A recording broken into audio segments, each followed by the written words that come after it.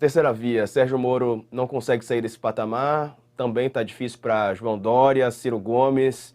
Nenhuma dessas candidaturas parece ter forças até aqui, né? A fotografia do momento, para incomodar ou o Bolsonaro ou o Lula.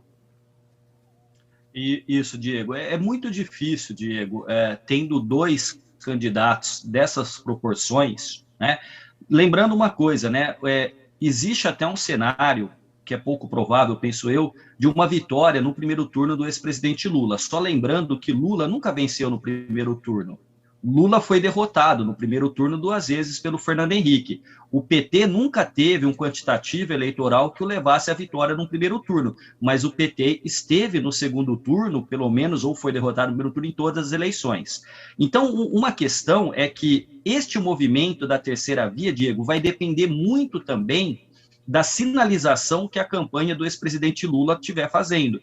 Algumas declarações do Lula ou o clima de já ganhou pode atrapalhar muito, porque a Olga está colocando desses 13% fiéis e resilientes ao bolsonarismo. São bolsonaristas fiéis e resilientes. Só que não nos esqueçamos que o sentimento anti-PT ou anti-Lula também pode, no eventual segundo turno, ganhar força.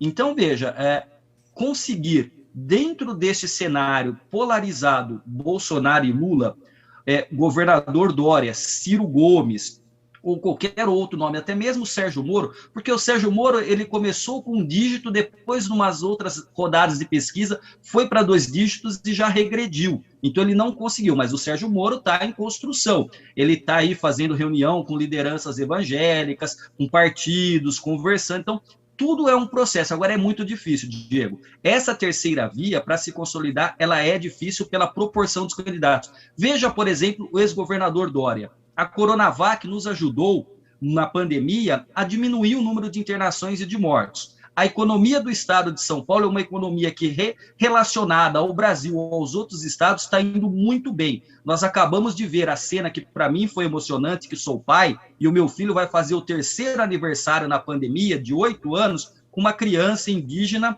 o garoto da vida, etnia Chavante, tomando a vacina. Também resultado aí do trabalho feito não só pelo governador, mas por toda uma equipe. E isso não se reverte para o João Dória em números percentuais para que ele possa avançar. A rejeição é altíssima. Agora, o Dória, obviamente, coloca aí uma ideia de que ele pode ir para um segundo turno e venceria o Lula num segundo turno. Óbvio que ele tem que apostar no otimismo, porque ele é o candidato. O Ciro Gomes e o PDT têm feito um movimento de trazer a Marina, talvez, como vice. É um movimento que, no fundo, não vai agregar tantos votos ao Ciro Gomes, mas o Ciro Gomes já começa a enfrentar, dentro do PDT, resistências. Se até março ele não deslanchar, muitos não querem que ele seja candidato, vão forçá-lo a tentar abandonar a corrida. Ou seja, não é fácil para ninguém.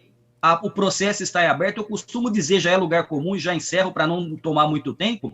Cada pesquisa é uma fotografia, Diego, e como colocou Olga, é mais do mesmo, porque a fotografia tem sido, quadro a quadro, muito parecido. Agora, até lá, a eleição em outubro, a gente tem que avaliar este filme passando, e esse filme tem um enredo que é complicado e realmente pode ser surpreendente. Mas, de novo, termino com o que Olga falou. A tendência no momento é essa. Se a tendência se confirmar, é o pior cenário para o presidente Bolsonaro e o melhor cenário para o ex-presidente Lula.